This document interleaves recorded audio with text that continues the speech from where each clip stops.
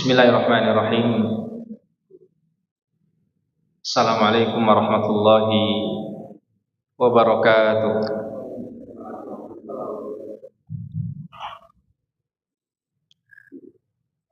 Alhamdulillahi ala ihsanih wa syukru lahu ala taufiqihi wa amtinanih. Asyhadu an la ilaha illallah wahdahu la syarika lahu ta'ziman li sya'nih. Wa asyhadu anna Muhammadan abduhu wa rasuluhu da'iyan ila ridwanih. Allahumma salli wa sallim ala nabiyyina Muhammadin wa ala alihi wa ashabihi wa ikhwanih, amma ba'd.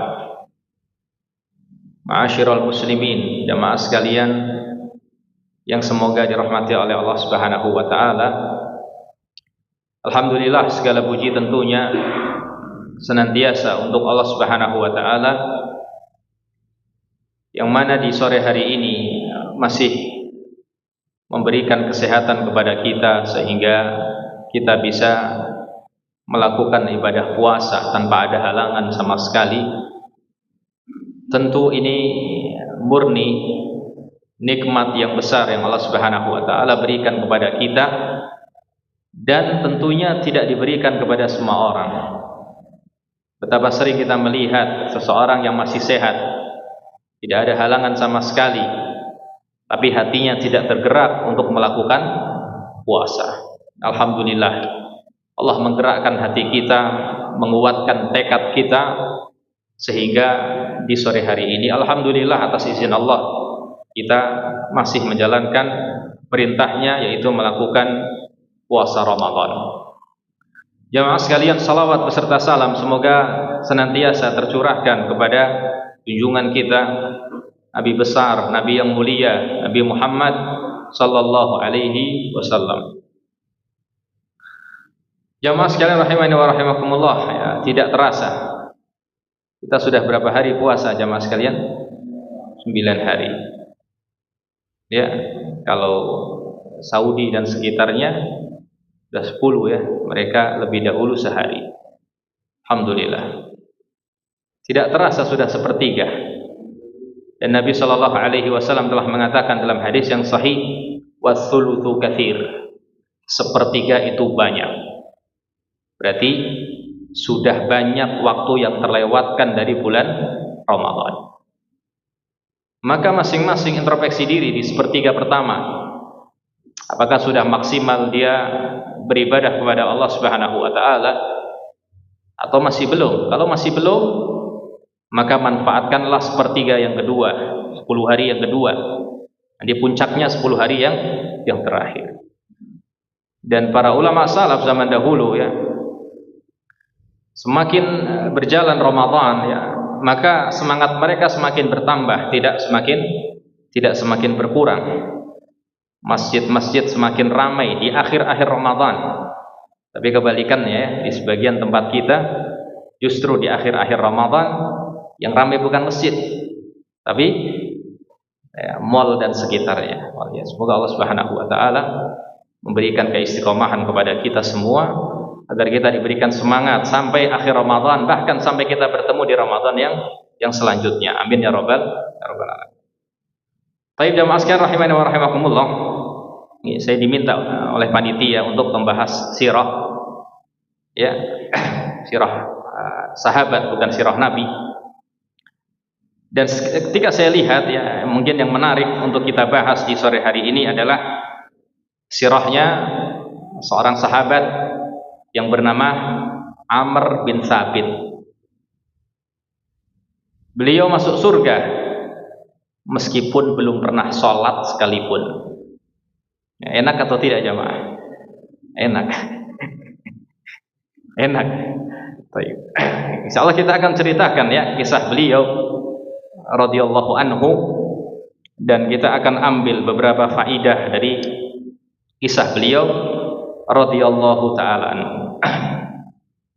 Jamaah sekalian, beliau rahimahullahu taala nama aslinya adalah Amr bin Thabit dari Bani Ashhal, dan beliau wafat pada tahun 3 Hijriah. Beliau wafat pada tahun 3 Hijriah. Jamaah sekalian rahimani wa rahimakumullah. Kisah beliau disebutkan dalam riwayat yang sangat banyak. Kisah Amr bin Thabit ini, di antara riwayat yang menyebutkan tentang kisah beliau adalah riwayat Sahih Abi Dawud, diriwayatkan oleh Imam Abu Dawud. Begitu juga Imam Ahmad juga meriwayatkan kisah tentang Amr bin Thabit. Insyaallah kita kisahkan kisahnya dan kita sebutkan terlebih dahulu yang diriwayatkan oleh Al-Imam Abu Dawud rahimahullahu taala. An Abi Hurairah, dari Abu Hurairah, anna Amr ibn Thabit ibn Aqyas kana lahu riban fil jahiliyah. Abu Hurairah mengatakan Amr ibn Thabit adalah orang yang sangat terkenal di masa jahiliyah. Maksudnya beliau sering melakukan perbuatan-perbuatan yang dilakukan oleh orang-orang Arab jahiliyah. Fakariha an yuslima hatta ya'khudahu. Abu Hurairah mengatakan Amr ibn Thabit ini orang yang paling tidak mau masuk Islam. Ya, orang yang paling tidak mau masuk Islam. Bahkan disebutkan dalam riwayat beliau sudah ditawari oleh Nabi Shallallahu Alaihi Wasallam dan para sahabat yang lainnya untuk masuk Islam, tapi beliau menolak dengan keras. Saya tidak mau masuk Islam, saya benci dengan Islam. Nah, maka suatu ketika Amr ibn Thabit ini mendapatkan ternyata anak pamannya sudah masuk Islam. Anak dari pamannya sudah masuk Islam. Ya, anak paman berarti siapa? Sepupu, bukan ponakan, sepupu. Baik.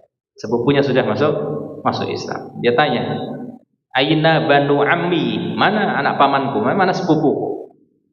Qalu, orang-orang mengatakan di Uhud. Sudah ikut berperang. Perang apa perang? Uhud bersama Rasulullah sallallahu alaihi wasallam. Kemudian dia cari temannya yang lain. "Aina fulan?" Mana temanku? Si fulan, tidak disebutkan namanya. Maka orang-orang mengatakan di Uhud ikut perang juga. Oh, tambah dongkol dia sama apa, sama Islam. Kurang ajar ini, ya. Saudara-saudara saya ternyata sudah masuk Islam. Teman-teman saya sudah masuk Islam. Kemudian beliau tiba-tiba pergi ke mana? Ke peperangan Uhud bersama kaum muslimin, bayangkan, bersama kaum muslimin. Ya, kemudian beliau memakai perlengkapan perang, ya, yang beliau punya dan semisalnya, dan beliau ikut berperang bersama kaum muslimin. Bayangkan, ikut berperang bersama kaum muslimin. Padahal beliau terkenal orang yang paling benci dengan apa? Islam. Akhirnya ringkas cerita, juriha, dia terluka dengan luka yang lumayan berat, ya, terluka, ya, terkena tikaman oleh orang kafir, kemudian terluka. Nah, faja'ahu Sa'ad ibn Mu'ad. Maka akhirnya para sahabat bingung, ya, namanya peperangan zaman dahulu ada jedanya, ada istirahatnya, ya. Peperangan zaman dahulu itu ada rambu-rambunya, tidak seperti peperangan sekarang, ya. Tiba-tiba bom sana sini, jedar. Bilangnya gencatan, tapi ternyata apa? Tidak juga akhirnya. Tapi kalau peperangan zaman dahulu ada rambu-rambunya, waktunya istirahat. Ya, kalau sudah waktunya istirahat biasanya apa? Maka masing-masing kelompok, mau itu orang kafir atau muslim, nanti kembali ke campnya masing-masing, mengecek, ya, siapa saja yang terluka di peperangan. Maka para sahabat bingung, ini Amr bin Thabit kok bisa di sini? Padahal dia orang yang paling benci dengan apa? Islam. Akhirnya dicarilah saudari perempuannya untuk memastikan ini kenapa Amr bin Thabit di sini. Datanglah saudari perempuannya. Maka para sahabat mengatakan, wahai engkau saudarinya, tidak sebutkan namanya siapa, wahai engkau saudarinya Amr bin Tsabit, tanya kepada kakakmu ini, tanya, dia ikut berperang itu alasannya apa? Hamiyatan liqaumik. Apakah dia ikut berperang dikarenakan membela keluarganya yang ikut berperang? Nah, kita katakan tadi sebagian keluarganya sudah masuk apa? Islam. Bisa jadi dikarenakan apa?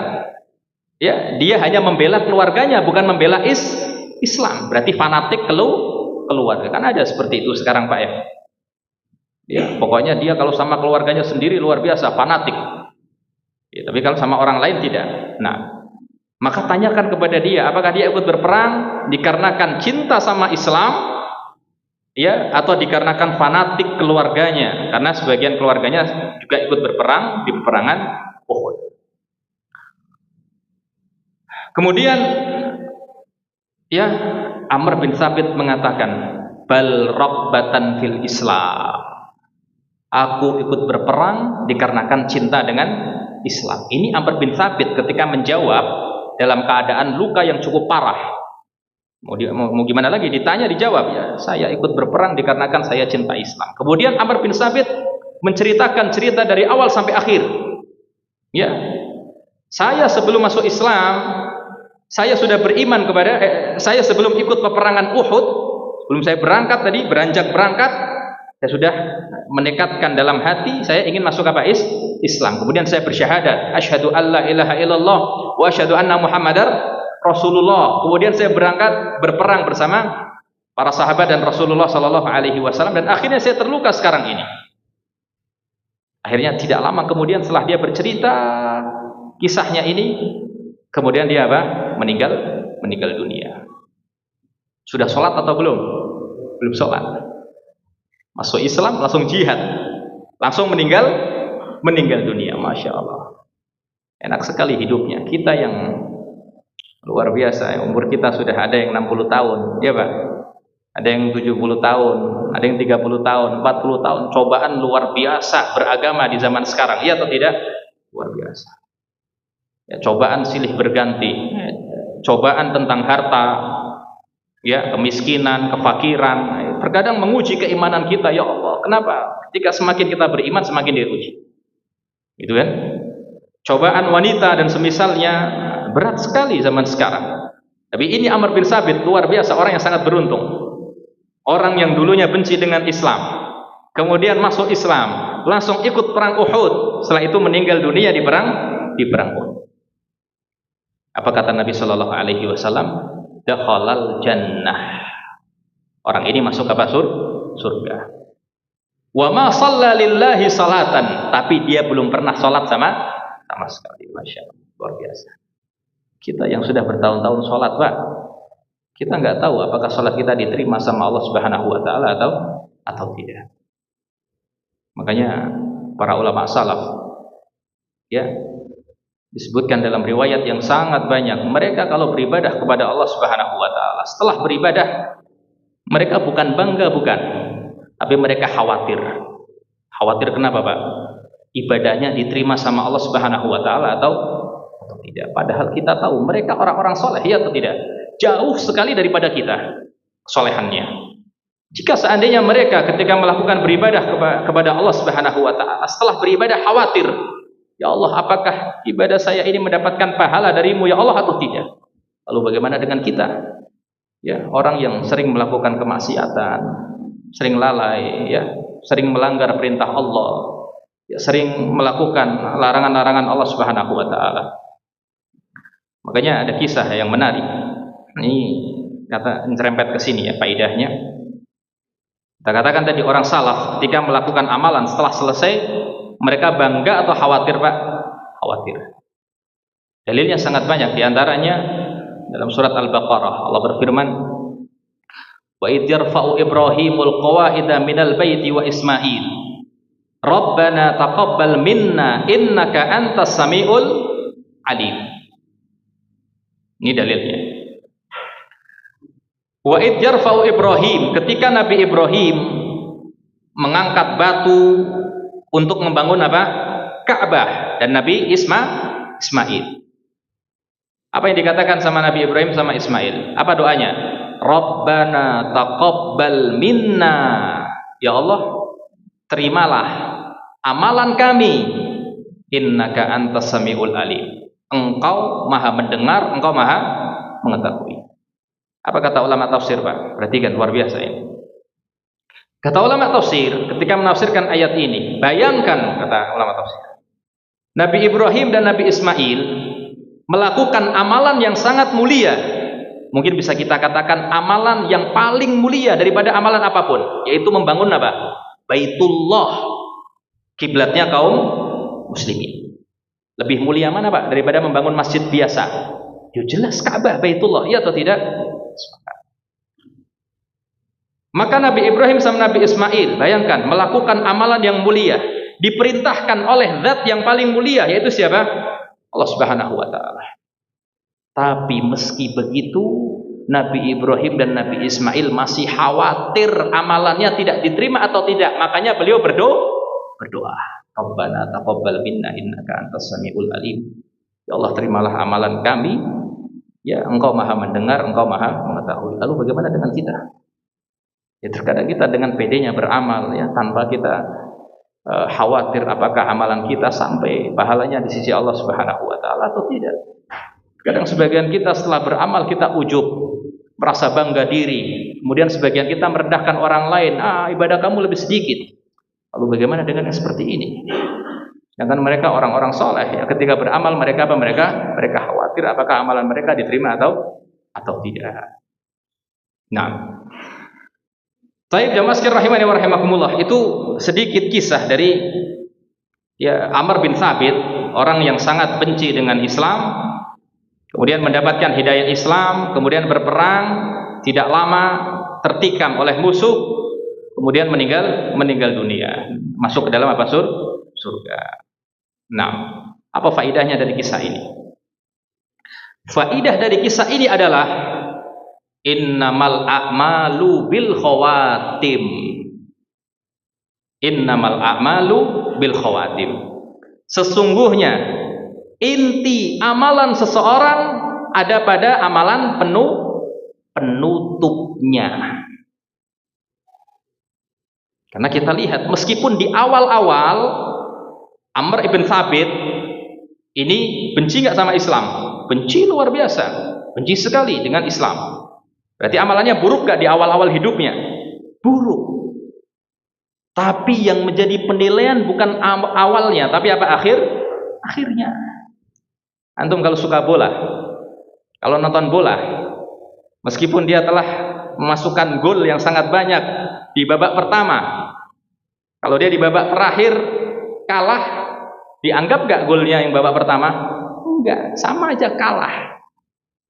Makanya innamal a'malu bil khawatim. Ini faedah yang pertama. Penilaian amalan seseorang itu dinilai yang paling terakhir. Yang terakhir menjadi penentu. Yang terakhir menjadi apa? Penentu. Nah, ada kisah yang kedua, berbeda 100 derajat dari kisah yang pertama. Kalau kisah yang pertama tadi siapa? Amr ibn Thabit. Beliau awal-awal hidupnya benci dengan Islam, tapi mendapatkan hidayah Islam, berperang, kemudian meninggal dunia, masuk ke dalam surga. Luar biasa. Bahkan belum sholat sama sekali, ya. Jadi dikatakan dalam riwayat, walam yusolli qattu, gak pernah sujud sama sekali, belum sholat sama sekali. Tapi yang dilihat adalah amalan akhirnya.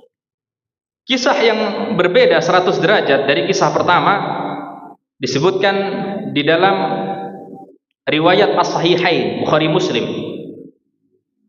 Dari Sahal ibn Sa'ad As-Sa'idi, orang sahabat radhiyallahu anhu, anna Rasulullah sallallahu alaihi wasallam iltaqa huwa wal musyrikun faqtatalu. Perhatikan. Sahal ibn Sa'ad menceritakan, dahulu terjadi peperangan. Rasulullah berperang dengan orang-orang kafir. Maka ketika sudah jeda peperangan, mala Rasulullah sallallahu alaihi wasallam ila askarihi. Rasulullah kembali ke kelompok kaum muslimin, yaitu ke campnya kaum muslimin. Orang kafir juga kembali kemana? Ke campnya masing-masing. Biasa peperangan seperti itu. Kemudian tatkala Rasulullah kembali ke kampnya para sahabat setelah peperangan ini ya, para sahabat sedang membicarakan satu orang. Inti pembicaraannya adalah para sahabat sedang memuji salah seorang yang sangat pandai berperang, dan dia orang Muslim, berperang di situ. Masya Allah, dipuji-puji, yo nggak ada yang bisa ngalahin ini, luar biasa ini.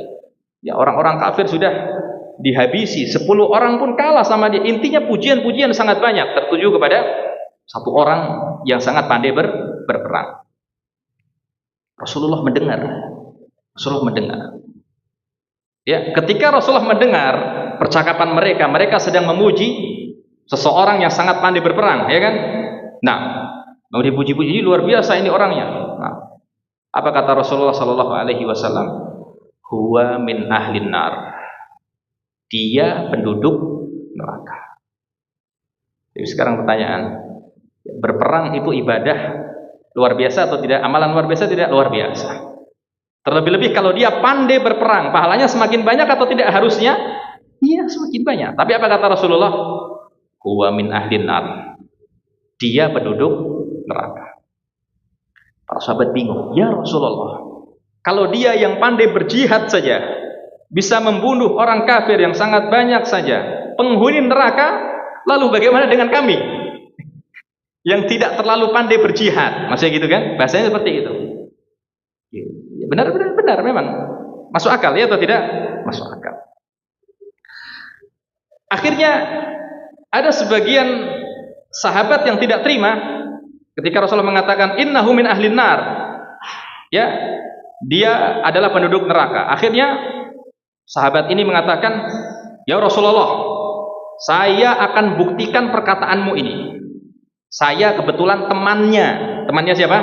Orang yang pandai berperang tadi, yang sudah dicap oleh Rasulullah tadi, penghuni apa? Neraka. Akhirnya setelah jeda peperangan, berperang lagi.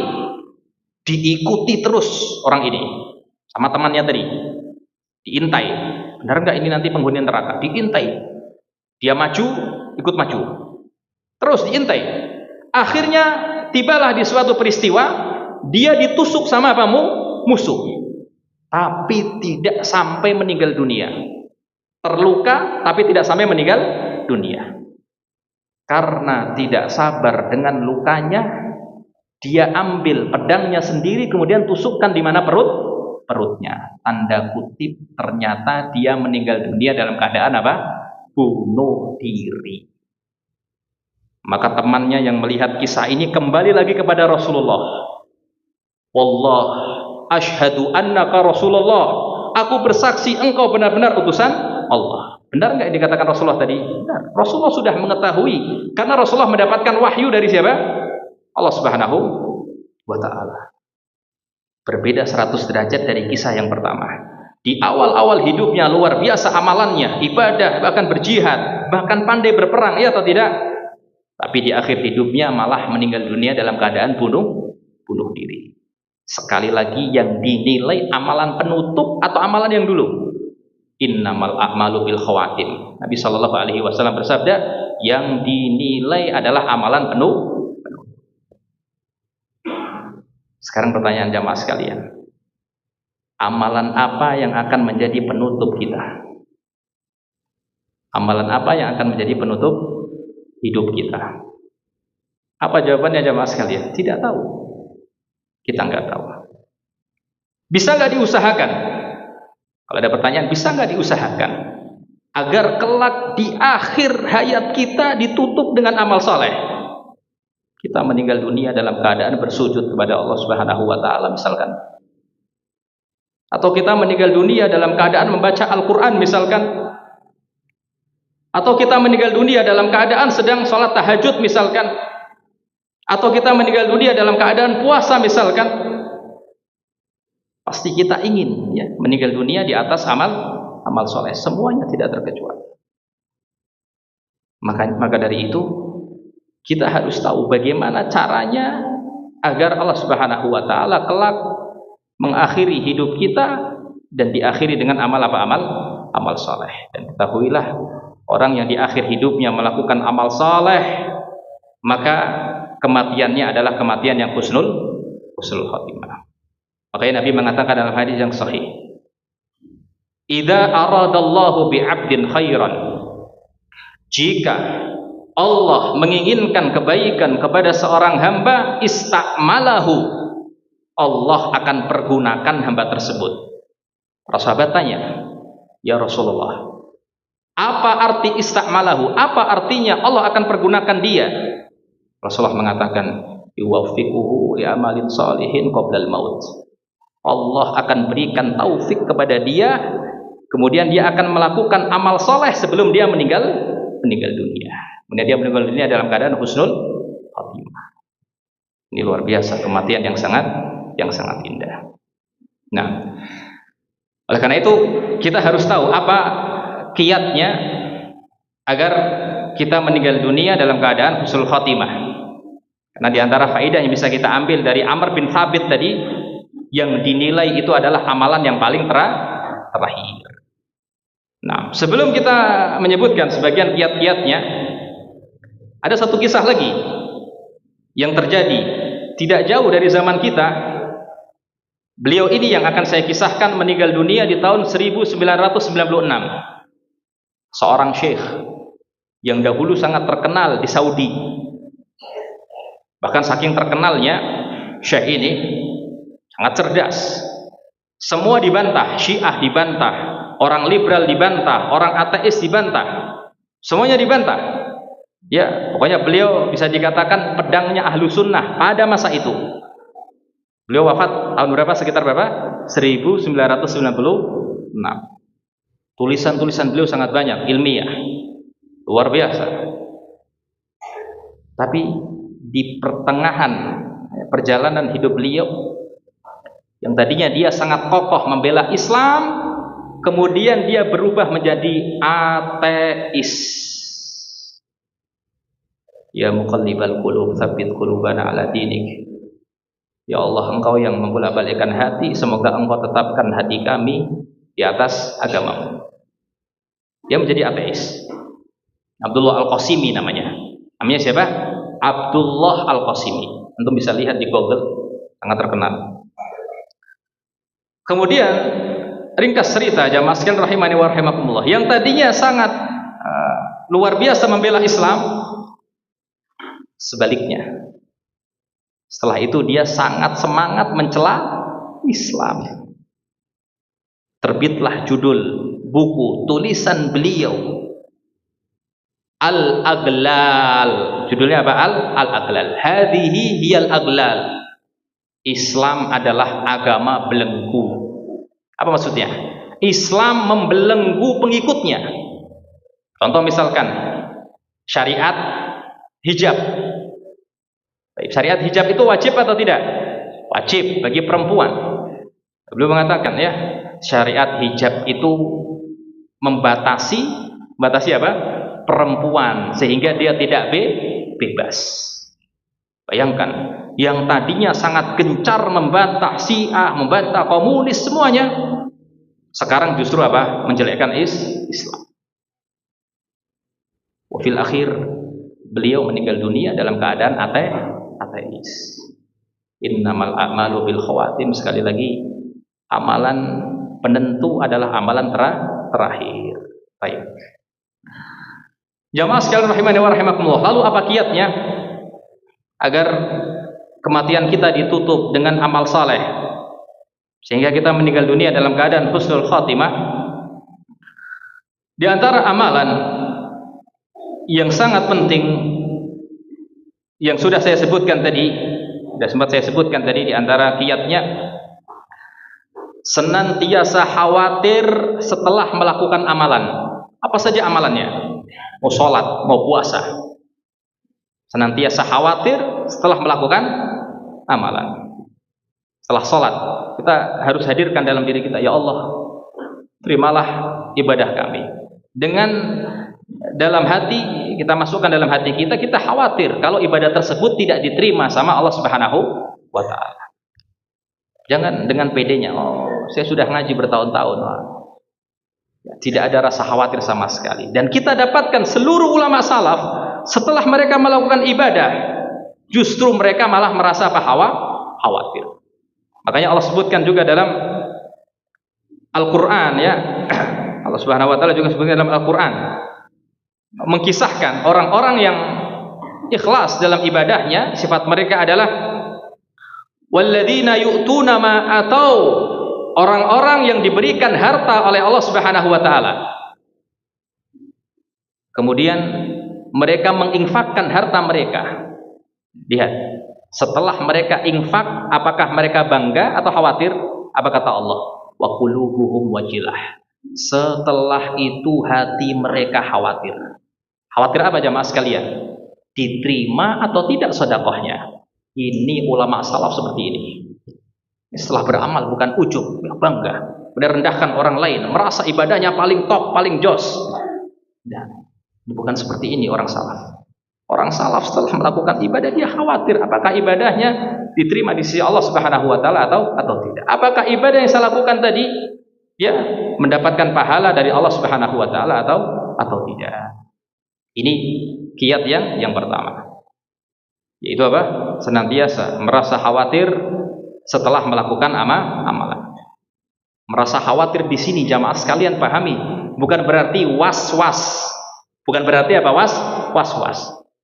Beda merasa khawatir sama was-was. Kalau was-was itu gimana? Setelah sholat was-was. Aduh, sholat saya batal atau tidak? Nah, itu baru apa? Was-was. Tapi kalau antum khawatir dapat pahala atau tidak, nah ini namanya apa? Khawatir. Ini amalan ya yang bisa menyebabkan seseorang meninggal dunia dalam keadaan husnul khotimah. Disebutkan dalam riwayat jamaah sekalian, seorang ulama namanya Malik bin Dinar. Pernah dengar ya? Malik bin Dinar. Apa perkataan beliau? Yaqumu lailahu wa yaqul. Pernah suatu hari dikisahkan beliau melakukan salat malam. Kemudian setelah melakukan salat malam beliau berdoa, "Ya Rabbi, qad alimta sakinal jannati wan nar." Wahai Tuhanku, Engkau telah mengetahui siapa penduduk surga dan juga siapa penduduk neraka. Ini doanya siapa? Malik bin Dinar. Beliau mengatakan, "Fa fi ayyi manzilin Malik?" Saya ya Allah Malik bin Dinar tempatnya di surga atau di neraka, khawatir. Padahal setelah melakukan apa? Salat malam masih khawatir, ya Allah tempat saya di surga atau di neraka? Ya, tempat saya di surga atau di neraka. Inilah orang-orang salaf semuanya. Dari sahabat, saya kisahkan sahabat. Ada seorang tabi'in namanya Abu Mulaikah, belum meriwayatkan. Dalam riwayat yang sahih, adraktu 30 min ashabin nabi kulluhum yakhafun nifaq ala nafsihi. Saya mendapatkan ya kurang lebih 30 dari sahabat Nabi sallallahu alaihi wasallam, mereka khawatir mereka terjebak dalam kemunafikan. Bayangkan, siapa ini? Sahabat Nabi tetap merasa khawatir apakah ibadahnya diterima sama Allah Subhanahu wa Ta'ala atau tidak. Lalu bagaimana kita? Beribadah berdosa, maksiat ibadah. Ya, bukan seperti mereka. Mereka saja khawatir apakah ibadahnya mendapatkan pahala atau tidak, diterima atau tidak. Maka kita harus lebih khawatir lagi apakah ibadah kita diterima oleh Allah Subhanahu wa Ta'ala atau tidak. Baik, jamaah sekalian rahimani wa rahimakumullah. Kiat yang kedua,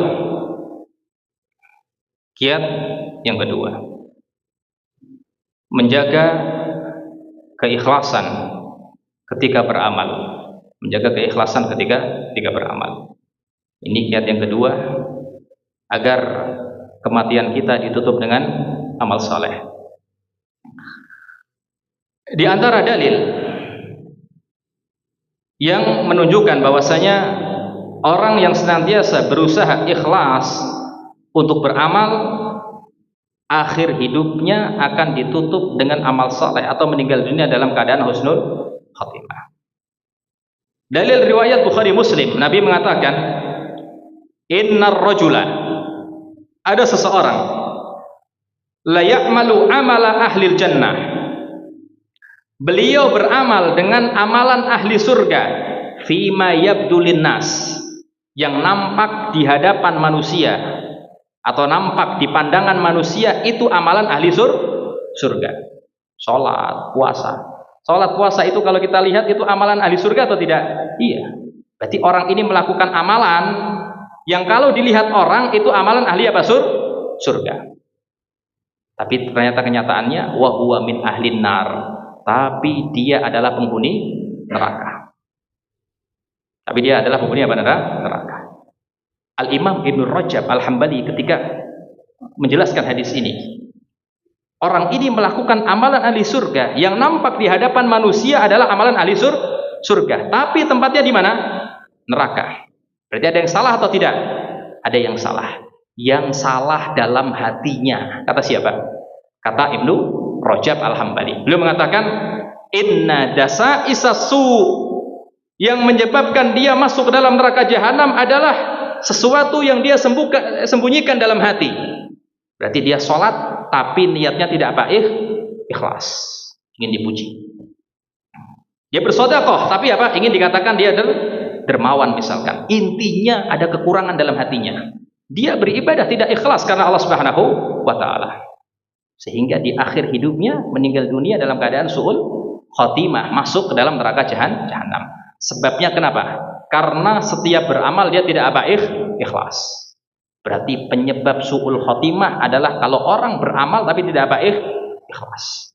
Sebaliknya, penyebab husnul khotimah ketika seseorang beramal tapi senantiasa apa? Ikhlas. Makanya kita senantiasa berusaha agar amal ibadah kita bisa ikhlas karena Allah Subhanahu wa taala. Makanya hadis yang sahih yang sering antum dengar, 3 orang yang pertama kali diseret masuk ke dalam neraka jahanam, siapa jamaah sekalian? Sebabnya dikarenakan apa? Tidak ikhlas kan? Padahal amalan besar. Siapa 3 orang tersebut? Yang pertama ustushhid, orang yang mati syahid. Sudah sering saya sampaikan tadi, ada kisahnya juga. Dia mati syahid. Ya. Dia berperang luar biasa, dan kisah yang saya sebutkan tadi yang pertama, seorang sahabat yang pandai berperang tadi, ada sebagian riwayat mengatakan, kenapa kemudian dia meninggal dunia dalam keadaan su'ul khotimah, bunuh diri? Karena ternyata dia berperang agar dikatakan dia pahlawan. Sama. Ada sesuatu yang kotor yang dia sembunyikan di dalam apa? Hati. Ini menyebabkan su'ul khotimah. Makanya jamaah sekalian, jangan sampai kita sembunyikan kekotoran dalam hati. Sudah, kalau kita ibadah ikhlas karena Allah Subhanahu wa taala, fokus kepada Allah. Enggak usah peduli sama manusia. Manusia muji kita, celah kita, enggak usah peduli. Pujian manusia tidak akan memberikan manfaat kepada kita di akhirat, ya atau tidak? Paling pujian manusia bisa memberikan manfaat kita ketika apa? Di dunia saja. Kita dipuji sudah. Di akhirat dapat lagi pujian? Enggak, tidak dapat. Nah, makanya 3 orang ini orang yang mati syahid. Ditanya sama Allah, kamu saya berikan nikmat bisa berperang, pandai berperang, jago dalam berperang. Kamu gunakan untuk apa? Saya gunakan berperang untukmu ya Allah, untuk membelamu, membela agama Islam. Allah mengatakan kadzab, kamu pendusta. Kamu berperang agar dikatakan apa? Pahlawan. Diseret, wajahnya taruh di bawah, masukkan ke dalam neraka jahanam. Semua dikarenakan hati yang tidak baik, ikhlas. Penyebab su'ul khotimah. Nah, orang yang kedua tidak kalah luar biasa amalannya, yaitu ahli sedekah. Luar biasa, orang yang jawad dermawan ketika di dunia, dipanggil sama Allah. Kamu ketika di dunia, ya saya berikan nikmat, uang yang sangat banyak, bisa beli rumah, bisa beli ini, ya kamu gunakan untuk apa? Saya senantiasa bersedekah, ikhlas karenamu ya Allah. Kadzabta, kamu dusta. Kamu bersedekah agar dikatakan kamu dermawan. Wajahnya taruh di bawah, diseret sama malaikat ke dalam neraka jahanam. Yang ketiga, qari, orang yang pandai membaca Al-Quran, bahkan hafal Al-Quran. Ketika ditanya, kamu diberikan kemahiran membaca Al-Quran, suara kamu bagus dan semisalnya, kamu gunakan untuk apa? Saya ajarkan Al-Quran kepada orang-orang, ikhlas karenamu ya Allah, saya dakwahkan ilmu Al-Quran. Maka Allah mengatakan kadzabta, kamu mengajarkan orang agar dikatakan kamu qari, kamu ahli Quran, diseret sama Allah masuk ke dalam neraka jahanam. Makanya jamaah sekalian, penyebab su'ul khatimah yang paling utama adalah tidak ikhlas ketika beramal, dan penyebab husnul khatimah adalah senantiasa ikhlas ketika beramal saleh. Itu kiat yang kedua. Makanya Ibnu Rajab Al-Hambali rahimahullahu taala mengatakan, ya, man istaqama zahiruhu ma'a batinihi. Ini kaidahnya. Kalau antum ingin husnul khatimah, Ibnu Rajab mengatakan, "Man istaqama zahiruhu ma'a batinihi khutima lahu bil iman." Barang siapa yang lurus dohirnya.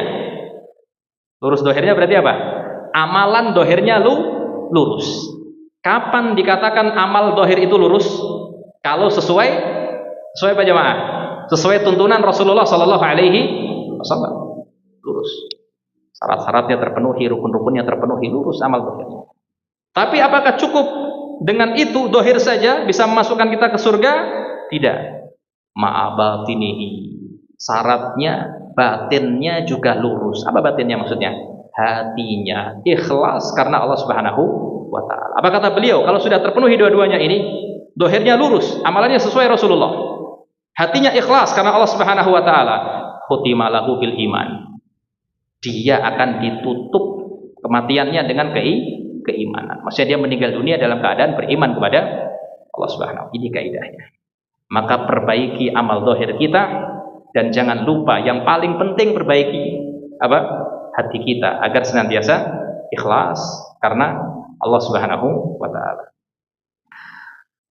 Taib jamaah sekalian rahimani wa rahimakumullah. Kiat yang ketiga, agar kita diberikan husnul khatimah oleh Allah Subhanahu wa ta'ala, hindari melakukan dosa secara terang-terangan. Hindari melakukan dosa secara terang-terangan. Hindari melakukan dosa secara terang-terangan. Dalam hadis yang sahih, Nabi Shallallahu Alaihi Wasallam bersabda, "Kullu ummati mu'afan." Setiap umatku akan diampuni dosanya. Illal mujahirin, kecuali satu kelompok. Itu siapa? Mujahirin. Orang yang terang-terangan ketika melakukan dosa. Makanya kalau kita terpepet harus melakukan dosa, kalau bisa jangan sampai terang-terangan. Tapi kalau bisa jangan sampai melakukan perbuatan apa? Dosa. Paham? Luar biasa. Karena efeknya orang yang sering melakukan dosa terang-terangan bisa meninggal dunia dalam keadaan su'ul khatimah. Nabi kemudian meneruskan sabdanya, "Wa inna minal majanati." Sungguh di antara kegilaan. Allah sifati orang yang pamer dengan perbuatan dosanya, mengumbar perbuatan dosanya, itu diantara kegilaan. Maksudnya apa? Gila, sudah gila dia. Apa? Wa minal majanati, diantara kegilaan adalah, kata Rasulullah, an ya'malar rajulu bil lail. Di malam hari beramal soleh. Di malam hari dia melakukan perbuatan dosa. Summa yusbihu wa qad satarahullah. Kemudian ditutup dosanya di malam hari oleh siapa? Allah Subhanahu wa ta'ala. Tapi di pagi hari dia umbar dosanya. Cerita sama teman-temannya, semalam saya berzina. Ya, sama perempuan kampung sebelah misalkan. Padahal di malam hari dosa zinanya sudah ditutup sama siapa? Allah Subhanahu wa ta'ala. Semalam saya minum khamr, cerita mujahirin. Ya, itu di antara orang yang gila, kata Rasulullah sallallahu alaihi wasallam. Nah, karena itu di antara kenikmatan yang luar biasa jamaah sekalian, ketika Allah Subhanahu wa ta'ala menutup rapat aib kita. Demi Allah, jika Allah tidak menutup rapat aib kita, mungkin teman kita tidak mau duduk bersama kita. Banyak dosa kita yang kita lakukan jamaah sekalian. Kita kelihatan soleh karena Allah Subhanahu wa ta'ala tutup apa? Aib. Bersyukur ketika Allah menutupi aib kita. Ini keutamaan dari Allah Subhanahu wa ta'ala. Jangan diumbar lagi, sudah. Kalau Allah sudah tutupi dosa kita, sudah jangan diumbar, sudah. Itu keutamaan yang Allah Subhanahu wa ta'ala berikan kepada dia. Tinggal bertaubat kepada Allah Subhanahu wa ta'ala. Jamaah sekalian, ada kisah yang sahih disebutkan oleh para ulama, diriwayatkan oleh Abdul Aziz Ar-Rawat rahimahullahu ta'ala. Beliau mengatakan, Abdul Aziz Ar-Rawat ini suatu hari pernah mendatangi seseorang yang sakaratul maut. Karena biasanya kalau orang sakaratul maut ditalkin, ya atau tidak, agar di akhir hidupnya mengucapkan apa? La ilaha illallah. Man kana akhiru kalamihi la ilaha illallah dakhalal jannah. Yang akhir perkataannya la ilaha illallah, insyaallah masuk surga. Akhirnya dia mendatangi orang yang hampir meninggal dunia, ditalkin la ilaha illallah. Berkali-kali ditalkin, tapi tidak mau mengucapkan la ilaha illallah. Justru mengucapkan perkataan yang mengeluarkan dia dari Islam. Waliyadzubillah. Bayangkan, ditalkinnya la ilaha illallah, tapi yang diucapkan malah apa? Perkataanku kufur. Abdul Aziz bin Abi Rawat ini bingung. La haula wala quwata illa billah. Amal apa yang dia lakukan ini semasa hidup? Ditanya sama orang-orang sekitar, apa amalannya? Ketika apa dia masih hidup. Maka orang-orang mengatakan huwa mudminu khamrin. Dia adalah pemabuk berat. Terang-terangan ketika apa? Minum khamr. Akhirnya meninggal dunia dalam keadaan apa? Su'ul khatimah. Makanya jamaah sekalian, di antara kiat agar kita mendapatkan husnul khatimah, sebisa mungkin jangan sampai melakukan dosa secara terang-terangan. Karena dosa terang-terangan itu bisa menyebabkan seseorang meninggal dunia dalam keadaan su'ul khatimah. Ya, sudah jam 6, sudah cukup panitia. Sampai jam berapa tadi katanya? Ayo Pak, sampai jam berapa Pak? Baik. Terakhir jamaah sekalian, di antara kiat yang terakhir agar kita mendapatkan husnul khatimah tidak lain adalah ad-du'a. Kita berdoa kepada Allah Subhanahu wa taala. Mau bagaimanapun, dengan usaha apapun, kalau Allah belum berkehendak, Allah tidak akan berikan, gitu kan? Maka kita minta sama siapa husnul khatimah? Allah Subhanahu wa taala. Makanya dalam hadis yang sahih, Nabi mengajarkan kepada kita semua suatu doa agar kelak kita meninggal dunia tetap dalam keadaan muslim, dalam keadaan yang baik. Nabi mengajarkan doa tersebut, ya muqallibal qulub, tsabbit qalbi ala dinik. Ini doa seperti ini jamaah sekalian, jangan diremehkan. Dan realitanya kebanyakan dari kita kalau berdoa lupa dengan doa ini. Seringnya berdoa dengan doa yang isinya dunia. Ya Allah, lancarkanlah rezeki saya. Ya Allah, lancarkanlah rezeki saya. Ya atau tidak? Sepakat kita semua. Ya, sepakat kita semua. Terkadang kita lupa berdoa dengan doa yang maslahatnya untuk agama kita. Seperti apa? Doa seperti ini, ya Allah, tetapkanlah kami di atas agamamu, agar kami tetap beriman kepada Engkau ya Allah. Ini doa yang diajarkan oleh Rasulullah SAW. Doa yang kedua, dan kita tutup dengan doa ini. Nabi mengajarkan dalam riwayat yang sahih, riwayat Ahmad, Allahumma ahsin akibatana fil umuri kulliha. Apa artinya? Ya Allah, ahsin, baguskanlah atau perbaikilah setiap akhir dari urusan kami. Setiap akhir dari urusan kami. Berarti ini umum ya. Kita meminta diperbaiki di setiap akhir urusan kita. Dan tidak ada urusan yang paling besar melainkan apa? Kematian. Tidak ada urusan yang paling berat, yang paling besar melainkan apa? Kematian. Maka ini sama saja kita meminta agar akhir kematian kita Allah perbaiki. Masya Allah tutup dengan amal apa? Amal soleh. Allahumma ahsin akibatana fil umuri kulliha wa ajirna min hizzid dunya wa adabil akhirah. Dan jauhkanlah kami dari kehinaan dunia, wa adabil akhirah, dan adab akhirat. Ini doa yang diajarkan oleh Rasul sallallahu alaihi wasallam agar kita meninggal dunia dalam keadaan beriman kepada Allah, dalam keadaan husnul khatimah. Pas jam 6 tadi sebagaimana dikatakan oleh panitia. Alhamdulillah, semoga Allah Subhanahu wa taala memberikan kepada kita ilmu yang bermanfaat, ilmu yang bisa menghasilkan amal saleh, dan kemudian bisa memasukkan kita ke dalam surganya. Amin ya rabbal alamin. Subhanakallahumma wa bihamdika asyhadu an la ilaha illa anta astaghfiruka wa atubu ilaik. Assalamualaikum warahmatullahi wabarakatuh.